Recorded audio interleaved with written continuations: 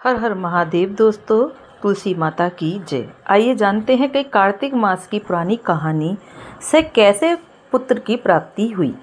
आइए जानते हैं। इस माह को बहुत ही पवित्र माना गया है। इस माह में ही भगवान विष्णु अपनी योग निद्रा से जाग जाते हैं और तब सभी तरह के मांगलिक कार्यक्रम शुरू हो जाते हैं। इसी कार्तिक मास में दीपावली का महापर्व आता है। पुराणों में कार्तिक मास की महिमा का वर्णन मिलता है। इस माह में दीपदान, स्नान, विष्णु पूजा और तुलसी पूजा के साथ ही पौराणिक कथा सुनने का बहुत महत्व है। आओ पढ़ते हैं कार्तिक महीने की कथा। एक नगर में एक ब्राह्मण दंपत्ति रहते थे। वे दोनों प्रतिदिन 7 कोस दूर गंगा और यमुना नदी में स्नान करने जाते थे। इतनी दूर आने जाने से ब्राह्मण की पत्नी थक जाती थी। एक दिन उसने अपने पति से कहा कि हमारे एक पुत्र होता तो कितना अच्छा रहता।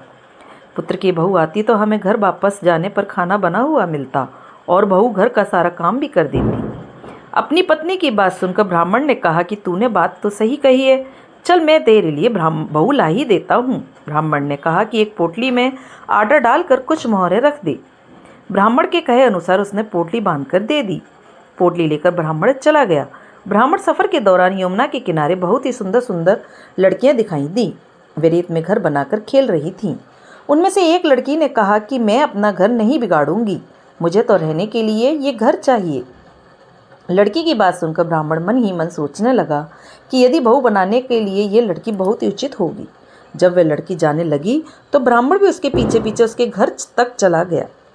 वहां जाकर ब्राह्मण ने उस लड़की से कहा, बेटी, कार्तिक मास चल रहा है, इसीलिए मैं किसी के घर खाना नहीं खाता। मैं अपने साथ आटा लेकर आया हूँ। तुम अपनी माता से पूछो कि क्या वे मेरे लिए आटा छान कर 4 रोटी बना देगी।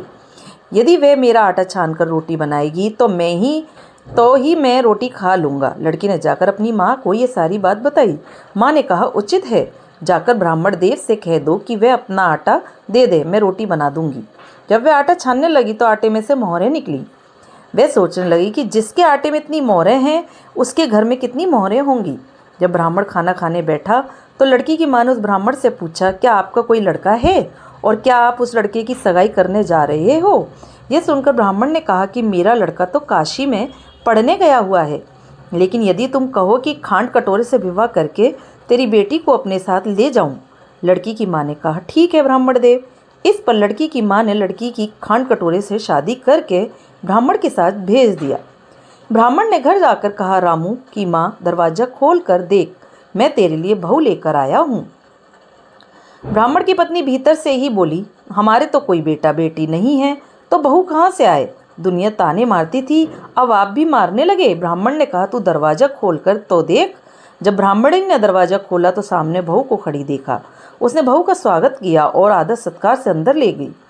अब जब ब्राह्मण अपनी पत्नी के साथ नदी स्नान करने जाता तो पीछे से बहू घर का सारा काम करके और खाना बनाकर रखती थी। वे उनके कपड़े धोती, रात को हाथ पैर भी दबाती थी। इस तरह बहुत दिन बीत गए। ब्राह्मणी ने अपनी बहू से कहा कि बहू, कभी भी चूल्हे की आग मत बुझने देना और मटके का पानी खत्म मत होने देना। परंतु एक दिन चूल्हे की आग बुझ गई।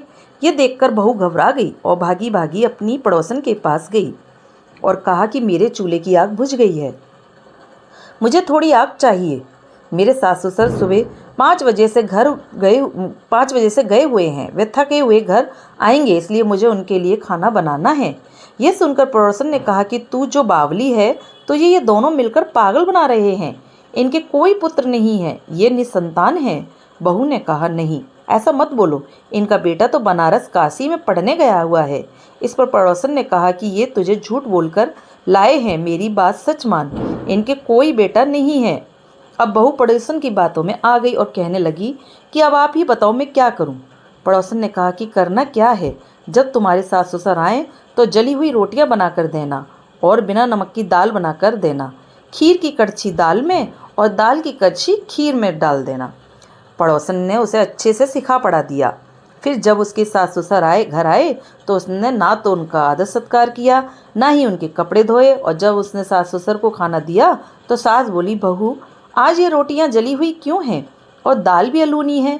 तब बहू ने पलटकर कहा कि एक दिन ऐसा खाना खा लोगे तो कुछ बिगड़ नहीं जाएगा। तुम्हारा सास ससुर की को तुम खरी खोटी सुनाकर वे फिर से पड़ोसन के पास गई और बोला कि अब आगे क्या करना है। पड़ोसन ने कहा कि अब तुम 7 कोठों की चाबी मांग लेना। अगले दिन जब भी स्नान करने के लिए जाने लगे तो बहू अड़ गई कि मुझे तो सातों कोटों की चाबी चाहिए। तब ससुर ने कहा कि इसे चाबी दे दो। तब सास ने बहू को चाबी दे दी।